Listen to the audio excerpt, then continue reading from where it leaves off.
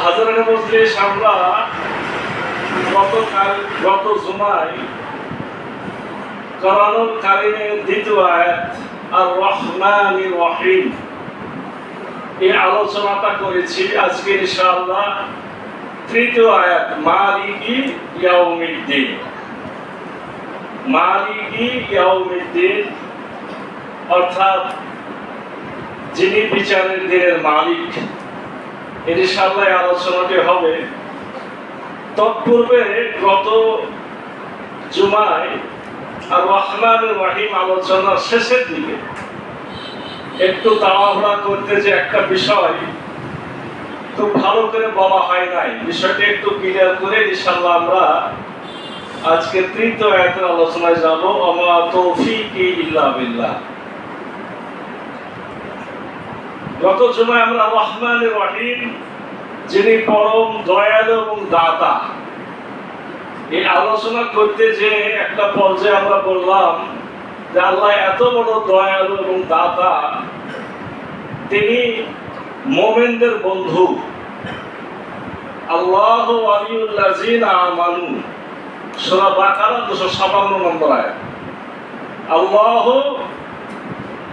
মানে আল্লাহ, ওয়ালিউ মানে বন্ধু। কাদের বন্ধু? আল্লাযিনা আমানু, যারা ঈমানদার। আল্লাহ আমাদেরকে এত বেশি ভালোবাসেন যে আমাদেরকে বন্ধুতেও পরিণত করেন, বন্ধু হিসেবে গ্রহণ করেন। বন্ধু তাদেরকে এখানে আল্লাহ বললেন যারা ঈমানদার। এই বন্ধুর উপকার আল্লাহ কিভাবে করেন? ইখরিজুহুম মিনাজ যুলুমাতি ইলান নূর। এই বন্ধুদেরকে আল্লাহ অন্ধকার থেকে আলোর দিকে নিয়ে আসেন। আমি যদি সত্যিকার অর্থে ঈমানদার হয়ে যাই, রব্বুল আলামিন আমাদেরকে নিজেই দায়িত্ব দিচ্ছেন যে আমি আমার বন্ধুদেরকে অন্ধকার থেকে আলোর দিকে নিয়ে আসি। আলো কি জিনিস? আলো হলো সেই জিনিস যেটা দিয়ে কোনটা ভালো কোনটা মন্দ, কোনটা ন্যায় কোনটা অন্যায়, কোনটা জাহেল কোনটা ইসলাম, সত্য কোনটা মিথ্যা কোনটা, এই বিষয়টা পরিষ্কার বোঝা যায়। এরকম একটা মানদণ্ড আপনার আমার ভিতরে সেটা চলে আসবে। রব্বুল আলামিন এই দায়িত্বটা নিয়েছেন যদি আমরা ঈমানদার হই। ইখরিজুহুম মিনাজ যুলুমাতি ইলান নূর, তার মানে যারা ঈমানদার, যারা সালাত, সায়েম, হজ, যাকাত, আল্লাহর বিধিবিধান অনুসরণ পালন, কোরআন অধ্যয়ন, কোরআনের হেদায়েত গ্রহণ, এই কাজগুলো যারা করবে তারা অন্ধকার থেকে আলোর দিকে চলে আসবে। এই জায়গায় যে আমরা আরো একটা কথা বলছিলাম, কিন্তু যারা এই কাজগুলো করে, নামাজ, রোজা, হজ, যাকাত এগুলো করে, তারপরেও তাদের মধ্যে অনেক অন্ধকার থেকে যায়। কেন থেকে যায় সে আলোচনা আমরা করেছি। এই অন্ধকার থাকার পিছনে মূল কারণটা হলো আল্লাহ রাব্বুল আলামিন আমাদেরকে ঈমানদার হিসেবে ঘোষণা দিচ্ছেন যদি আমরা কোরআনকে, কোরআনের হক আদায় করে তেলাওয়াত করি। সূরা বাকারা 121 নম্বর আয়াত, আল্লাযীনা আতাইনাহুমুল কিতাবা ইউতুলানাহু ইয়াতলুনাহু হাক্কা তিলাওয়াতিহি উলাইকা ইউমিনুনা বিহি। আমি যাদেরকে কিতাব দিয়েছি তারা যখন সেই কিতাবকে তার হক আদায় করে তেলাওয়াত করে, উলাইকা ইউমিনুনা বিহি, তারাই হলো ঈমানদার। তাহলে কোরআনের হক আদায় করে যদি তেলাওয়াত করি তাহলে আমরা হলাম ঈমানদার। কোরআনের হক কি? কোরআনের হক হলো শুদ্ধ তেলাওয়াত 1 নাম্বার, 2 নম্বর তার অর্থ বোঝা, 3 নম্বর হলো সে অনুযায়ী আমল করা, আর 4 নম্বর হলো আমি যে জ্ঞানটা অর্জন করে আমল করছি এর দাওয়াতটা অন্যজনকে দিয়ে দেওয়া। এটা হলো কোরআন তেলাওয়াতের হক। আমি বলছিলাম যে নামাজ, রোজা, হজ, যাকাত করা সত্ত্বেও আমাদের মধ্যে বিভেদ, বিশৃঙ্খলা, জাহেলিয়াত কেন? জাহেলিয়াত হলো কোরআন থেকে আমরা দূরে আছি। এজন্য সকলে মিলে যদি কোরআনকে আঁকড়ে ধরতে পারতো, ওয়াতাসিমু বিহাবলিল্লাহি জামিআন ওয়া লা তাফাররাকু, তোমরা কোরআনকে শক্তভাবে, মজবুতভাবে ধারণ করো আর তোমরা পরস্পর বিচ্ছিন্ন হইও না। মানে কোরআনকে মজবুত করে ধরলেই আমাদের মধ্যে কি হতো না, আমাদের মধ্যে এই মানে মুমিন মুসলমান নামাজ কালাম পড়া সত্ত্বেও এই বিভেদ, বিশৃঙ্খলা, ভাগাভাগি হতো না। তাহলে বোঝা গেল যে কোরআন থেকে দূরে থেকে অন্য কিছু অনুসরণ করার কারণেই আমাদের মধ্যে বিভেদ, বিশৃঙ্খলা দেখা দিয়েছে। এই বিষয়ে আমি কোরআনের যে আয়াতটি আজকে পড়লাম, সূরা তাওবা 31 নম্বর আয়াত, আল্লাহ বলছেন ইত্তাখাযু আহবারাহুম ওয়া রুহবানাহুম আরবাবাম মিন দুনিল্লাহ, তারা আল্লাহকে ছেড়ে তাদের পণ্ডিত ও সংসার গ্রাহীদের রব হিসেবে গ্রহণ করেছে। এটা মূলত আল্লাহ রাসূল সাল্লাল্লাহু আলাইহি সাল্লাম খ্রিস্টানদেরকে উদ্দেশ্য করে বলেছিলেন। এই খ্রিস্টানরা কি করেছিল? তাদের পণ্ডিত আহবার এবং আরবাবাম মিন দুনিল্লাহ, আহবার এবং রুহবান। আহবার হলো অনেক পণ্ডিত, আর আপনার রব্বানি বা আরবাবাম এরা কারা? যারা মানুষকে সুন্দর করে শিক্ষা দেয়। তাহলে এই লোকগুলা তো শুনতে অনেক ভালো লাগলো। তারপর পণ্ডিত, তারা দয়া মায়া করে যারা শিক্ষকতা করে তারাই আহবার রুহবান। আল্লাহ নিজেই বলছেন যে ওরা, ওই খ্রিস্টানরা আল্লাহকে বাদ দিয়ে তাদেরকে কি করে নিয়েছিল? তাদেরকে রব বানিয়ে নিয়েছিল। এবং তারা রব বানিয়েছে কাকে? মাসিহ ইবনে মারইয়াম, মরিয়মের ছেলে মাসিহ, ঈসাকে। ঈসাকে আল্লাহর পুত্র বলে না? তাহলে ওরা ওদের পণ্ডিতকে, ওদের শিক্ষককে, ওদের জ্ঞানীদেরকে, ওদের দরবেশদেরকে কি বানিয়েছে? তারা নিজেদের প্রভু বানিয়ে নিয়েছে। ওমা উমিরু ইল্লা লিয়াবুদু, অথচ আল্লাহর নির্দেশ ছিল ইল্লা লিয়াবুদু ইলাহান ওয়াহিদা, আল্লাহ ছাড়া আর কাউকে ইলাহা হিসেবে গ্রহণ করা যাবে না। লা ইলাহা ইল্লা হুয়া, এবং তিনি ছাড়া আর কোনো ইলাহা নাই। সুবহানাহু আম্মা ইউশরিকুন, আর তারা যে শরীক করে তা থেকে তিনি পবিত্র। এখন বলবেন যে ওরা কিভাবে তাদের পণ্ডিতদেরকে রব বানিয়েছে, আর আমরাও কি সেই কাতারে যাচ্ছি কিনা? আমাদের মধ্যে বিভেদ, বিশৃঙ্খলা যেহেতু চলছে, তাহলে আমরাও এরকম আমাদের আলেমদেরকে, পণ্ডিতদেরকে, অনুসরণীয় ব্যক্তিদেরকে, নেতাদেরকে আমরা এরকম পর্যায়ে নিয়ে গেছি কিনা? এই বিষয়ে আল্লাহ রাসূল সাল্লাল্লাহু আলাইহি ওয়াসাল্লাম স্পষ্ট হাদিস, আমরা হাদিসটি আরবি পড়েছি, বাংলা এখন পড়ি। আদী ইবনে হাতিম রাদিয়াল্লাহু আনহু বলেন, আমি রাসূলুল্লাহ সাল্লাল্লাহু আলাইহি ওয়াসাল্লামের কাছে গেলাম, আমার গলায় একটি স্বর্ণের ক্রুশ ছিল। আমরা হাতেম তাইয়ের গল্প পড়ি না? অনেক বড় দানশীল হাতেম তাই। এই হাতেম তাইয়ের ছেলের নাম আলী। এটা আল্লাহ রাসূল সাল্লাল্লাহু আলাইহি ওয়াসাল্লামের সময়ের সমসাময়িক ঘটনা, কিন্তু আগের ঘটনা। আদী হলো হাতেম তাইয়ের ছেলে, আদী ইবনে হাতিম।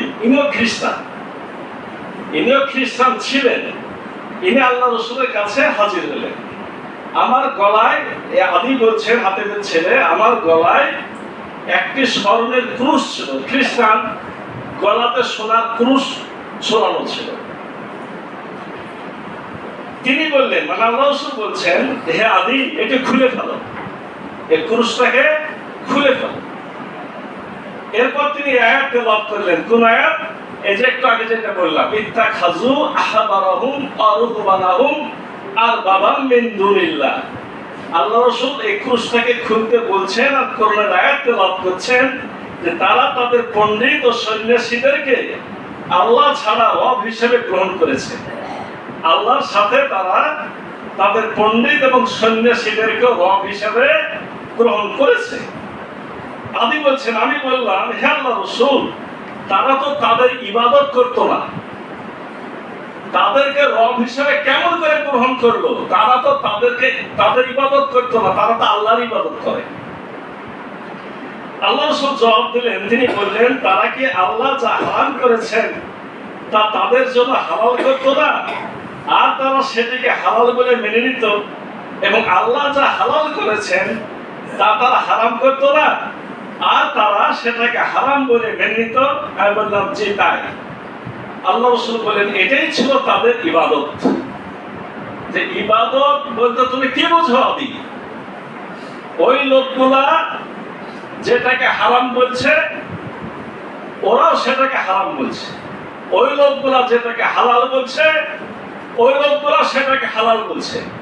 অথচ আল্লাহ যেটাকে হালাল বলছে তারা সেটাকে হারাম বলছে, আল্লাহ যেটাকে হারাম বলেছে তারা সেটাকে হালাল বলছে। তাহলে আল্লাহকে বাদ দিয়ে হালাল হারাম বলবে কে? আল্লাহ। আল্লাহ যেটা বলার কাজ, দায়িত্ব, সে দায়িত্বটা ওরা পালন করছে, আর ওরা ওদের পণ্ডিত, সন্ন্যাসী, সংসার গ্রাহী, এই আহবার রহমান, দরবেশ, শিক্ষক, এদের কথাটা মেনে নিচ্ছে। এর সোজা অর্থ হলো ওরা যেটা বলছে সেটা আল্লাহর কথা কি কথা না যাচাই বাছাই না করে তাদের কথাটাকে হুবহু মেনে নিচ্ছে।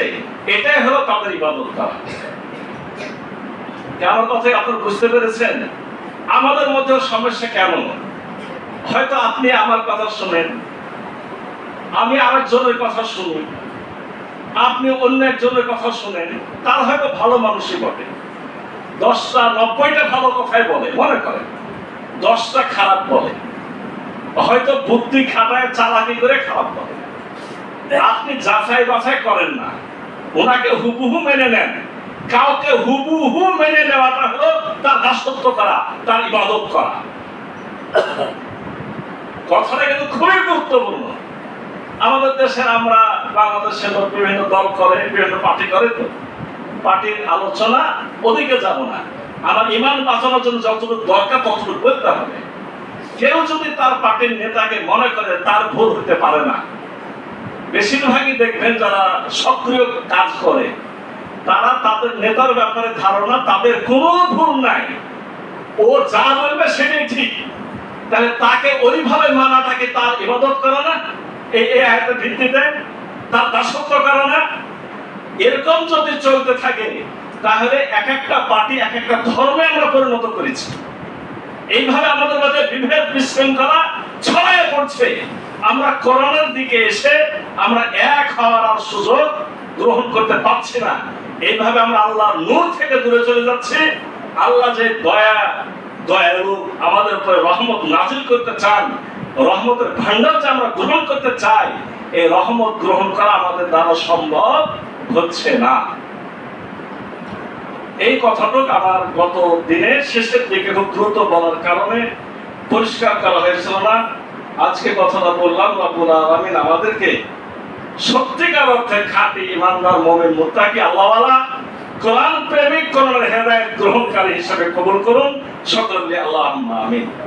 আসুন আজকে আমরা দ্বিতীয় আরেকটি আয়াতে যাই, সূরা ফাতিহার 3য় আয়াত। সেটি হলো মালিকি ইয়াউমিদ্দিন।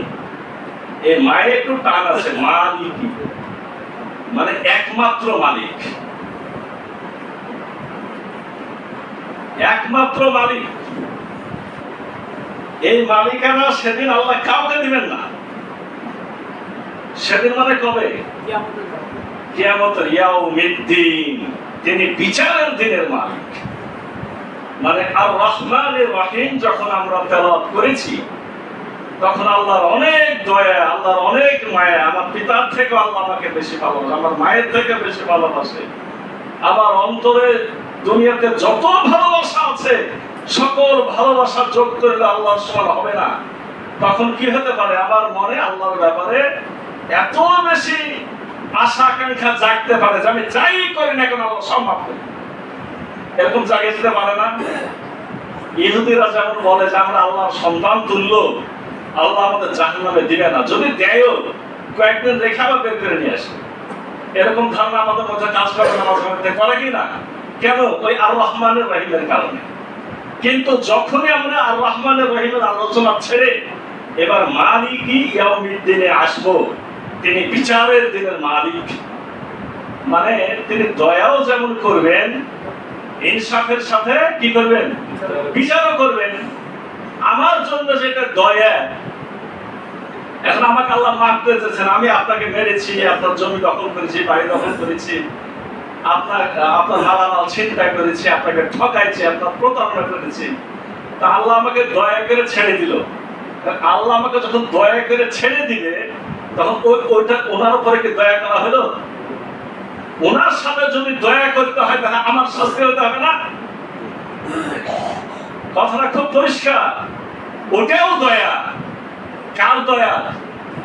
জালেম জুলুম করেছে, মজলুমের উপরে দয়া। আমার শাস্তি মানে মজলুমের দয়া।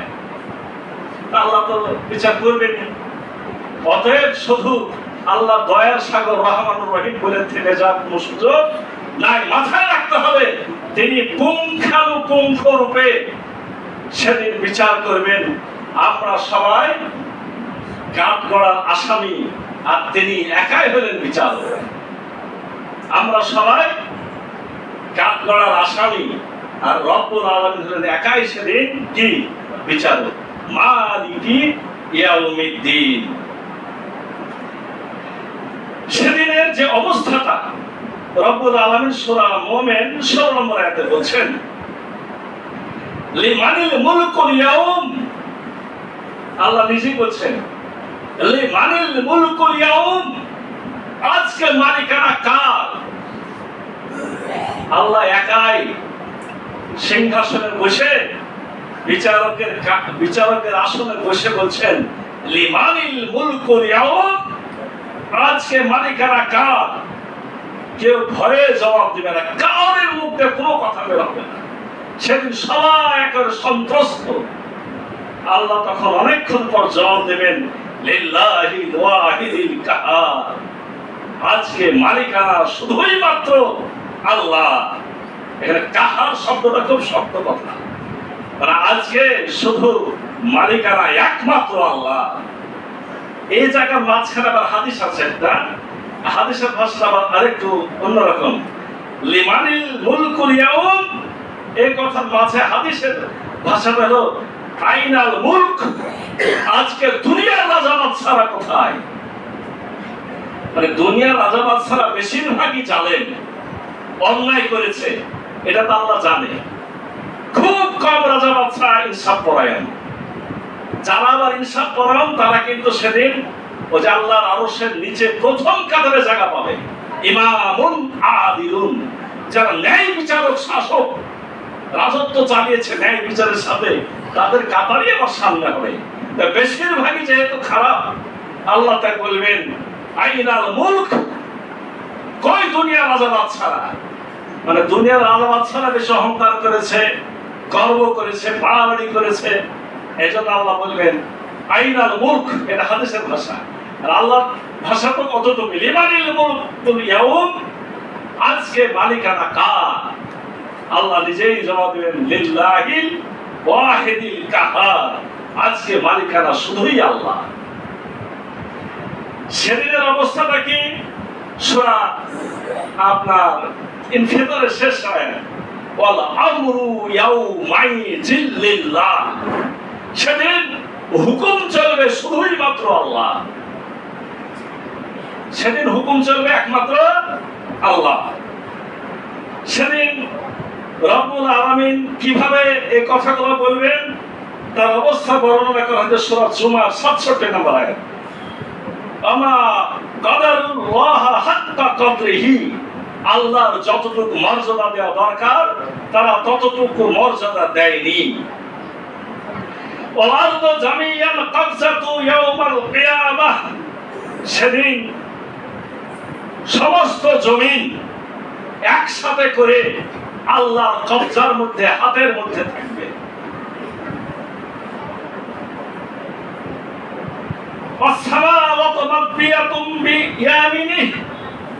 আর সমস্ত আসমান আল্লাহ রাব্বুল আলামিনের হাতে জড়ানো থাকবে।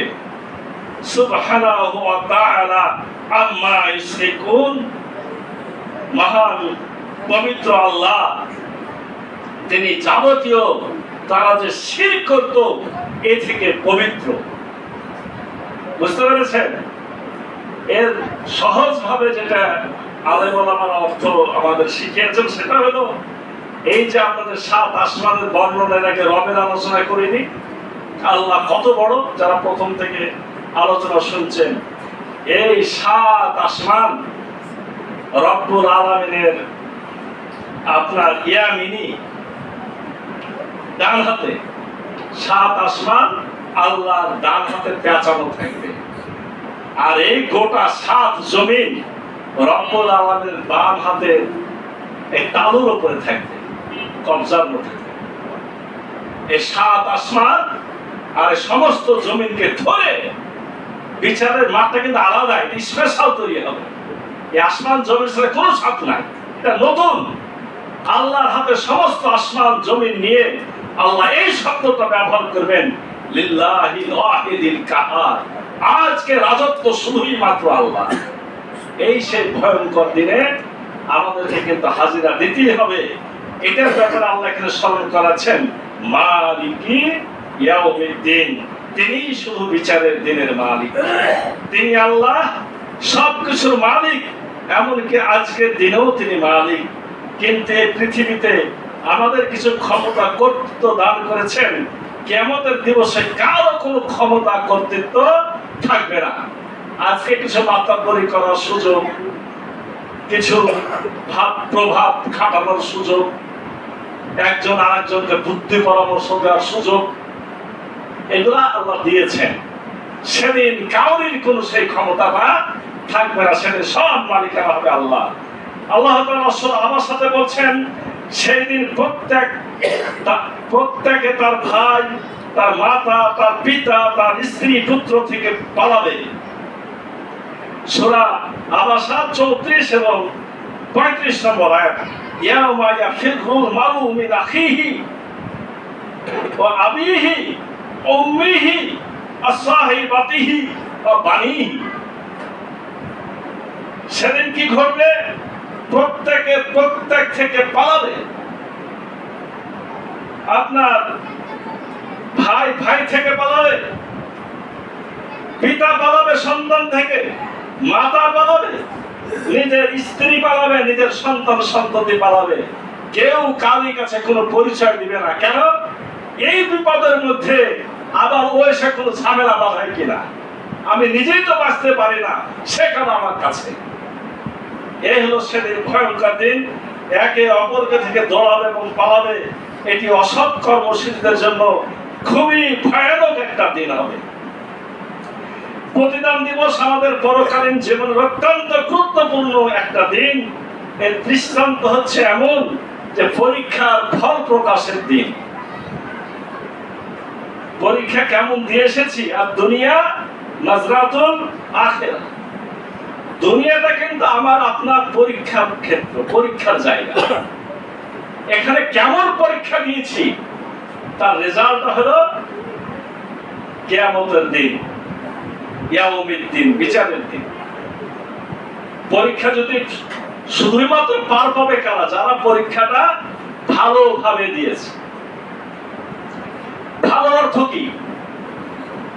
ভালোর অর্থ হলো যে আপনাকে যতগুলা কোশ্চেন করা হয়েছে, আপনাকে সকল কোশ্চেনেরই সামঞ্জস্যপূর্ণ সময় বন্টন করে ঠিকঠাক করে উত্তর দিতে হবে। মনে করেন 14টা কোশ্চেন, কমপক্ষে 10টার জবাব দিতে হবে। আপনি যদি একটা বা দুইটার জবাব দিতেই গোটা খাতা ভরাট করে দেন, ওটা থেকে পাস হবে? দিতে পেরেছে সবগুলার জবাব। আপনি মাত্র দুটা যতই বেশি লেখেন না কেন, কি হবে না? পাস কিন্তু হবে না। আমরাকে যদি এখন প্রশ্ন করা হয় পরীক্ষার, সেদিন কোশ্চেন কি বলেন? কোশ্চেন হলো কোরআন। যে জমানার যে কিতাব ছিল, সেই জমানার সেই কিতাব দিয়ে তাদেরকে প্রশ্ন করা হবে, এই কাজগুলো করেছো কি করো নাই? আমাদের জন্য কোরআনুল কারীম। আমাদের জবাব কেমন হতে পারে একটু মনে মনে ভাবেন তো। আপনাদেরকে প্রশ্ন করা হলো আকিমুস সালাহ, 1 নম্বর কোশ্চেন, আপনারা কি সালাত কায়েম করে এসেছেন? হয়তো আপনারা কিছু লোক বলবেন, এখানে যারা আছেন তারা কি সবাই বুকে হাত দিয়ে বলবেন যে আমরা সবাই আকিমুস সালাহ, সালাত কায়েম করেছি? সবার ভিতরে দুর্বলতা আছে যে 5 ওয়াক্ত সালাতটাই কি করি না, ঠিক মতো পড়ি না। অনেকে জানে আমাকে খুব ভালো মুসল্লি, কিন্তু পড়ি হলো 4 ওয়াক্ত, এটা আমি জানি। এরকম ঘটনা আছে না? ফাঁকি দিচ্ছেন আমাকে, আল্লাহকে ফাঁকি দিতে পারবেন নাকি? আর আকিমুস সালার অর্থ তো শুধু এতটুক না। আকিমুস সালার অর্থ মসজিদ যেমন থাকা লাগবে, ইমাম মসজিদ টাইম মতো আযান হবে, এটা যেমন ঠিক, তেমনি আকিমুস সালার অর্থ আকিমুস সালাতে যা যা কাজ আছে, অনুষ্ঠান আছে, আকিমুস সালাতে যা যা পঠিত বিষয় আছে, কোরআন আছে, দোয়া আছে, এই সকল শিক্ষা গ্রহণ করে নিজের জীবন, ব্যক্তি জীবন, সমাজ জীবন, ধর্মীয় জীবন, রাষ্ট্রীয় জীবন, বিশ্ব সকল জায়গাতে এই আকিমুস সালার শিক্ষাকে বাস্তবায়িত করা, এটা হলো সালাতের শিক্ষা, বা এটা হলো আকিমুস সালাত। তাহলে আমাকে যদি তার মানে ধরে নেন যারা কমপক্ষে নামাজে আসছেন যাচ্ছেন, যদি আকিমুস সালাতে 10 মার্কও থাকে, হয়তো পাচ্ছি 1 বা 2। এই ঘটনা ঠিক না বেটি? একইভাবে যদি বলি যে আকিমুদ্দিন, দিন প্রতিষ্ঠিত করতে হবে, তার মানে কোরআনের সকল বিধিবিধান আমি মানবো, আমার বাড়িতে মানাবো, পরিবারে মানাবো, সমাজে মানাবো, সামাজিক ভাবে সকল ক্ষেত্রে আমরা ইসলামের আইন বিধান মেনে নিব। যদি বলা হয় ভাই এখানে আপনি কি করেন, এটা তো আল্লাহর নির্দেশ, আকিমুস সালাহ যেমন আকিমুদ্দিনও তেমন। তখন হয়তো বলবেন ভাই ওটার সাথে আমি নাই, তাহলে কি হলো? 0। আপনাকে বলা হলো কুতিবা আলাইকুমুস সিয়াম, আপনি কি সিয়াম আদায় করেছেন? হয়তো অনেকে বলবে যে হ্যাঁ, হয়তো দিলাম ওখানে 10-এর মধ্যে 5-6 পাইলেন। কুতিবা আলাইকুমুল কিতাল, তার মানে কিতাল ফরজ ছিল। গোটা বিশ্ব আজকে শাসন করতে চাচ্ছে ইহুদি খ্রিস্টানরা, তাদের বিপক্ষে আমি আপনি কতটুকু দাঁড়াতে পেরেছি? যদি বলা হয় না কিছুই দাঁড়ায়নি, আবার 0। তোমরা কি জেনার বিচার করেছ? না, 0। যাকাত দিয়েছ? হয়তো এখানে তাও যে আমাদের অবস্থা হয়তো পাবেন 2 বা 3, পরিপূর্ণ পাওয়ার লক্ষণই কম। ওষুধ দিয়েছ, ওখানেও ফাঁকিবাজি করেছি। সুদ বর্জন করেছ? না ভাই, এত নামাজ হজ যাকাত করেছে, কিন্তু ব্যাংক থেকে লোন নিয়ে সুদ দিয়েছি, তাহলে 0 পেলেন। হারাম বর্জন করেছ, ওখানেও 0। পর্দা করেছ, ভাই আসলে বাড়িতে তো চালু ছিল না আগে থেকে, বাপ মাও করেনি, আমার ছেলে মেয়েকে পর্দা করতে পারেনি, তাহলে কি পেলেন? আর একটা 0 পেলেন। সৎ কাজের আদেশ করেছ, ভাই ওটা সাহসে করিনি। অসৎ কাজে নিষেধ করেছ, ওটা তো ভাই নিজেই পারিনি, পরকে কি করে বলবো, তাহলে কি পেলেন? সব কত পেলেন? 0 পেলেন। কোরআন হাদিস বুঝেছ? না ভাই, তেলাওয়াত তো শিখিনি, বুঝবো কখন? এই যে আপনাদের এখানে 14টা কোশ্চেন করলাম, মনে করেন যে 140 মার্ক ছিল। আপনারা ভাবেন তো কেউ 10-এর বা 15 বা 20-এর উপরে মার্ক পেয়েছেন? 100-তে যদি 40 পাওয়া লাগে, তাহলে 140-এ কমকে 60 মার্ক পাওয়া লাগবে, 50 মার্ক পাইতে হবে। আমরা 10-15 তো সব থেকে আছি না নাই? কি কথা বলতে ভয় লাগছে নাকি? আমাদের বুঝতে পারলে তো আগারও সুযোগ হবে নাকি বলে? তাহলে আমাদের কিন্তু ভাই এই অবস্থা চলছে হাসরের ময়দানে, কিয়ামতের মাঠে, এই প্রতিদান দিবসের এই দিনে, রব্বুল আলামিন এই গুরুত্বপূর্ণ সময়ে আমাদের কিন্তু কোশ্চেন করবেন। এটা একটা পরীক্ষার ফল প্রকাশের দিন। আমাদের রেজাল্ট ভালো হবে কি হবে না এখন থেকে যাচাই বাছাই করতে হবে। প্রত্যেক দিন রাত্রে আত্মসমালোচনা করতে হবে যে আমি আজকের দিনটা কিভাবে পার করেছি, আমি কি পাস করব না ফেল করব। এই চিন্তা ভাই যদি না থাকে, আমাদের কিন্তু সামনে ভবিষ্যৎ খুবই অন্ধকার। কিয়ামতের মাঠ একবার অন্ধকারে ভরে যাবে, আমাদের জন্য আলোর সুযোগ থাকবে না। সম্মানিত উপস্থিতি, তিনি আমাদের চাওয়া ছাড়া তারই করুণায় আমাদের মুসলমান বানিয়েছেন। একটা লাভ তো আমরা পেয়েছি, আমরা কি চেয়েছে মুসলমান হয়েছি? আমরা না চাইতে মুসলমান হয়ে গেছি, এটা একটা বিশাল সুযোগ। এখন আমরা তার কাছে এটাই কামনা করি, তিনি যেন আমাদেরকে জান্নাতীদের অন্তর্ভুক্ত করেন। এটা চাই কি চাই না? যদি চাই তাহলে ভাই কাজ করা হয়। যখনই আমরা এই আয়াতটি শুনবো, তখনই আয়াতের মর্ম অনুধাবন করে আমাদের আবেগ আপ্লুত হওয়া উচিত যে হাই হাই মালিক ইয়াউমিদ্দিন, আল্লাহ বিচার নিবেন। এটা চিন্তা করে শরীরের কাঁপুনি আসা দরকার, ভয়ে ভীত হওয়া দরকার। রব্বুল আলামিন সূরা আনফালের 4 নম্বর আয়াতে বলেন, ইন্নামাল মুমিনুনা আল্লাযীনা ইযা যুকিরাল্লাহু ওয়াজিলাত কুলুবুহুম ওয়া ইযা তুলিয়াত আলাইহিম আয়াতুহু যাদাতুহুম ঈমানাও ওয়া আলা রাব্বিহিম ইয়াতাওয়াক্কালুন। আল্লাহ বলছেন যে ঈমানদার তো তারা, আল্লাহর স্মরণে যাদের ভিতরে কম্পন সৃষ্টি হয়, শরীরের লোমগুলো যাদের খাড়া হয়ে যায়, যারা কেঁপে কেঁপে উঠে, ওয়াইজা তুলিয়াত আলাইহিম আয়াতুহু যাদাতুহুম ঈমানা, আর যখন কোরআনের আয়াত তেলাওয়াত করে তখন তাদের ঈমানটা বৃদ্ধি পেতে থাকে। কি আল্লাহ ঈমানদার পরিচয় কি দিলেন বলেন? এই জায়গাতে কয় মার্ক পাবেন? আল্লাহর ভয়ে কোনদিন কেঁদেছি? শরীরের লোম খাড়া হয়েছে? কোরআনের আয়াত পড়ে ঈমান বৃদ্ধি হয়েছে? আজকে আমাদেরকে বিষয়গুলো খুবই গভীরভাবে চিন্তা করতে হবে। যেহেতু আমাকে জান্নাত পেতে হবে, এই ভয়ে আমাদের আবেগ আপ্লুত হওয়াটা অবশ্যই উচিত। প্রতিদিনের পরিকল্পনা হওয়া উচিত আখিরাতকে সামনে রেখে। আজ যে কাজগুলো করব, এই কাজগুলো সারাদিন পর একবার ভাববো যে কি করে আসলাম, আর আগামী দিন যখন সকালে কাজ শুরু করব, আমার আপনার সকলের চিন্তা হওয়া উচিত সারাদিনের কাজগুলো আমাকে কোন কোন কাজগুলো জান্নাতের পথে নিয়ে যাবে, আর কোন কোন কাজগুলো আমাকে জাহান্নামের দিকে নিয়ে যাবে। জাহান্নামের কাজগুলোকে ছেড়ে দিয়ে জান্নাতের পথে অগ্রসর হওয়া, এটা হবে মুক্তির একমাত্র ঠিকানা।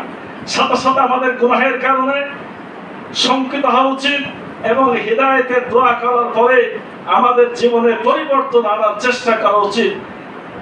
কেননা সেদিন কিয়ামতের মাঠে মানুষ কি করবে বলেন? চোরাই মাল ঘাড়ে করে হাজির হবে, মাথাতে রাখে। কেউ গরু চুরি করেছে, ঘাড়ে গরু নিয়ে হাজির হবে।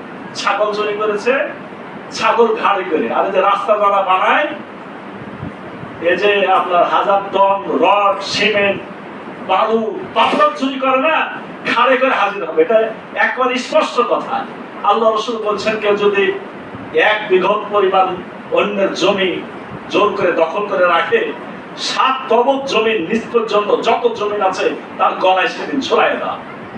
এটা হলো ভাই কিয়ামতের মাঠ। আমাদের জীবনে পরিবর্তন আনার জন্য এজন্য চেষ্টা করতে হবে তিনি ন্যায় বিচারক। আর কিয়ামতের মাঠটা কত বড়, কত দিনের? সূরা মাআরিজ 4 নম্বরে আল্লাহ বলছেন, মিকদারুহু 50,000 সানা, কিয়ামতের দিনটা হবে 50,000 বছরের সমান। কারণ বিচার করতে তো সময় লাগবে, বিচার করতে সময় লাগবে না? এত মানুষের বিচার। আমাদের দুনিয়ার দিন হিসাবে কিয়ামতের মাঠটা হবে 50,000 বছরের সমান। এমনিতেই আখিরাতের দিন মানে 1000 বছর। এই দুনিয়ার 1000 বছর সমান আখিরাতের একদিন।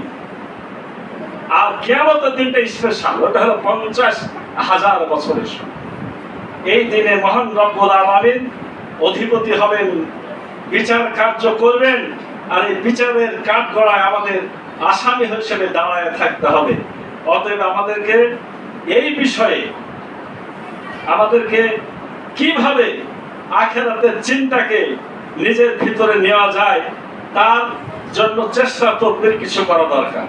আমি আজকে সে কয়েকটা চেষ্টা তদবির কথা বলে এই আয়াতের আলোচনা শেষ করবো ইনশাআল্লাহ। আসুন, যে কিয়ামতকে সামনে রেখে যদি আমাদেরকে কাজ করা লাগে, তাহলে আমাদের যে বিষয়টা আসা দরকার সেটা হলো আমাদের চিন্তা চেতনায় আল্লাহর ভয় আমাদের মধ্যে নিয়ে আসতে হবে। এই ভয় আনার জন্য আমাদেরকে মাথাতে যেটা সব প্রথম গুরুত্ব দিতে হবে সেটা হলো আখিরাতের সাফল্যটাই আমাদের লক্ষ্য। দুনিয়ার সাফল্যটা আসল লক্ষ্য নয়, আখিরাতের সাফল্যই হবে আমাদের লক্ষ্য। আমাদেরকে আখিরাতের সফলতার জন্যই চেষ্টা করতে হবে যে রব্বুল আলামিনের কাছে সেদিন আমাদের জবাবদিহি করতে হবে। আমি কত বড় বাড়ি করেছি, কত বড় মালিক হয়েছি, আমি জীর্ণ কুটিরে আছি না রাজ সিংহাসনে আছি, আমি কাঠগড়ার আসামি, ফাঁসির আসামি না দেশের প্রেসিডেন্ট, এটা মুখ্য বিষয় নয়। আমি খেলাফতের কাজ কতটুকু করেছি। আমরা এই সূরার আলোচনা শুরুতে বলি নাই যে রব্বুল আলামিন আমাদের বড় একটা মর্যাদা দিয়েছেন, খেলাফত, খলিফা। আল্লাহ যেমন ভাবে চান আমাদের সমাজকে দেখতে, এই সমাজে অন্যায় থাকবে না, দুর্নীতি থাকবে না, দুঃশাসন থাকবে না, চুরি ডাকাতি মারামারি রাহাজানি ব্যভিচারী থাকবে না, বিভেদ বিশৃঙ্খলা অন্যায় অপকর্ম থাকবে না। আল্লাহ চান মানুষের সুখে থাক, শান্তিতে থাক, ইনসাফপূর্ণ বিচারের মধ্যে থাক, ন্যায় নীতির মধ্যে থাক। আল্লাহ যেটা চান, এই চাওয়াটা যখন আমার আপনারও চাওয়ায় পরিণত হবে, তখন আপনি আমি পরিণত হবে খলিফা। এই খলিফা যে কাজটা করবে সেটাই খেলাফতের কাজ। আমাদের প্রস্তুতি নিতে হবে যে আমি খেলাফতের কাজ কতটুকু করেছি, তার ভিত্তিতে আমার জিজ্ঞাসাবাদ হবে। আখিরাতে মর্যাদা লাভের মাপকাঠি হলো পরীক্ষা। আমাদেরকে রব্বুল আলামিন দুনিয়াতে পরীক্ষা দেওয়ার জন্য প্রেরণ করেছেন। আমাদের পিতা হযরত আদম আলাইহিস সালাম জান্নাতে থেকে আপনার শয়তানের সাথে পরীক্ষায় ফেল করলেন। আল্লাহ বললেন যে তোমার কোনো টেনশন নাই, তোমার গুনাহ মাফ, কিন্তু এখন চলে যাও দুনিয়ায়, এই শয়তানও যাবে, তুমিও যাবা। এই শয়তানের প্রতারণার ফাঁদে যারা পড়বে তারা জাহান্নামে যাবে। আমাদের পিতা আদম তো ভুলের জন্য জাহান্নামে পাঠানো হয়নি, পাঠানো হয়েছে নাকি? দুনিয়াতে পাঠানো হয়েছে। কিন্তু এখন ফেল করলে যেতে হবে জাহান্নাম, আর পাস করলেই যাবো আমরা জান্নাতে। রব্বুল আলামিনের দেওয়া যে যাবতীয় সম্পদ আল্লাহ আমাদের দিয়েছেন, এই দুনিয়ার সম্পদকে সদ্ব্যবহার করে স্থায়ী জান্নাতের বাসিন্দা হওয়ার পরীক্ষা আমাদের দিতে হবে। দুনিয়ার শিক্ষা সভ্যতার উন্নতি লাভে কতখানি সাফল্য অর্জন করেছি, কত বড় ডাক্তার হয়েছি, কত বড় ইঞ্জিনিয়ার হয়েছি, কত বড় চাকরি পেয়েছি, কত বড় ব্যারিস্টার হয়েছি, এটা আল্লাহ কিন্তু একটাও প্রশ্ন করবে না। আল্লাহ বলবেন যে তুমি আখিরাতের সফলতায় কতটুকু অগ্রসর হয়েছ। পরীক্ষার মূল বিষয় হলো আল্লাহর আমানতের ব্যাপারে জবাবদিহিতা। আমাকে আপনাকে রব্বুল আলামিন অনেক আমানত, আপনার যে টাকা পয়সা, ধন সম্পদ, স্ত্রী সন্তান, আপনি যা কিছু ভোগ করছেন, আপনাকে জেনে রাখতে হবে ও সব আপনার হাতে কি আছে? আমানত আছে। এই আমানতের খেয়ানত করলেই পরীক্ষায় ফেল। পরীক্ষায় আমরা কি বান্দা হিসেবে তার মর্জি পূরণ করছি, না আমরা স্বেচ্ছাচারিতা করছি, আল্লাহর বিদ্রোহী হিসেবে কাজ করছি, আমরা নিজেকে স্বাধীন মনে করছি না পরাধীন মনে করছি? আমাদের কিন্তু পরাধীনই মনে করতে হবে। কার কাছে? আল্লাহর কাছে। আর যদি মনে করি আমরা স্বাধীন, যা ইচ্ছা তাই করবো, তাহলে এই পরীক্ষায় আমরা ফেল। সর্বদা আখিরাত স্মরণ করার জন্য অনুভূতি সহকারে কঠোর পরিশ্রম করতে হবে। এই কাজটা কিন্তু একদিনের না। আমার মধ্যে সবসময় আখিরাতের চিন্তা নিয়ে আসার জন্য আমাদের কিন্তু অনেক পরিশ্রম করতে হবে। যদি পরিশ্রম না করি, মুখে আমরা বলতে থাকবো আখিরাতকে মানি, কিন্তু আমাদের কাজ কাম হবে কাফেরদের মতো, যারা আখিরাতকে মানে না তাদেরই মতো হয়ে যাবে। আখিরাতকে স্বীকার করা কঠিন কাজ নয়, কিন্তু গোটা চিন্তাধারা, নৈতিক চরিত্র, সমগ্র জীবনের বুনিয়াদ হিসাবে আখিরাতকে সামনে রাখা, এটা অবশ্যই খুবই কঠিন কাজ। পার্থিব কোনো স্বার্থ যদি বিনষ্ট হয়, আমার যদি কোনো ক্ষতি হয়ে যায়, আমার বাড়ির লোকেরা কষ্ট পায়, পরিবারের লোকেরা কষ্ট পায়, বন্ধু বান্ধব কষ্ট পায়, আত্মীয় স্বজন কষ্ট পায়, গোটা দুনিয়া জানে যে লোকটা বিপদে পড়েছে। কিন্তু আমার আখেরাত যে বরবাদ হয়ে গেল, এই কথাটা কেউ কি খোঁজ নেয়? যদি আমার ইমান তাজা থেকে হয়তো অন্তরের মধ্যে একটু কষ্ট হয়, একটু হয়তো কষ্ট হয়। আবার দুনিয়ার সফলতা তো তাই, গোটা বিশ্ব জয় জয়কার হয়ে যায়। কিন্তু কোন ব্যক্তি যদি আখেরাতে সফলতার ব্যাপারে কাজ কাম করে, ওই একা একাই অল্প একটু বুঝে, আর কেউ কিন্তু বুঝে না। তার মানে সামাজিক ভাবে চিন্তা যদি করি, সবাই মিলে যদি চিন্তা করি, তাহলে আমাদের অবস্থা আরো খারাপ।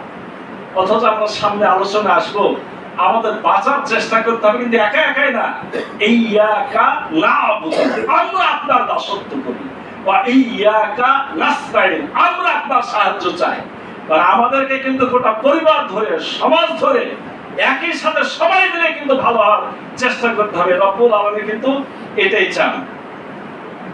আখিরাতের চিন্তার ক্ষেত্রে আরো অনেক বিষয় আসলে তাড়াহুড়া না করি, সময় যেহেতু চলে গেল, সামনের দিনে কয়েকটা কথা বলবো, বলার পর আমরা ইনশাআল্লাহ আবার পরের আয়াত ইয়াকা না'বুদু ওয়া ইয়াকা নাস্তাইন যাবো ইনশাআল্লাহ।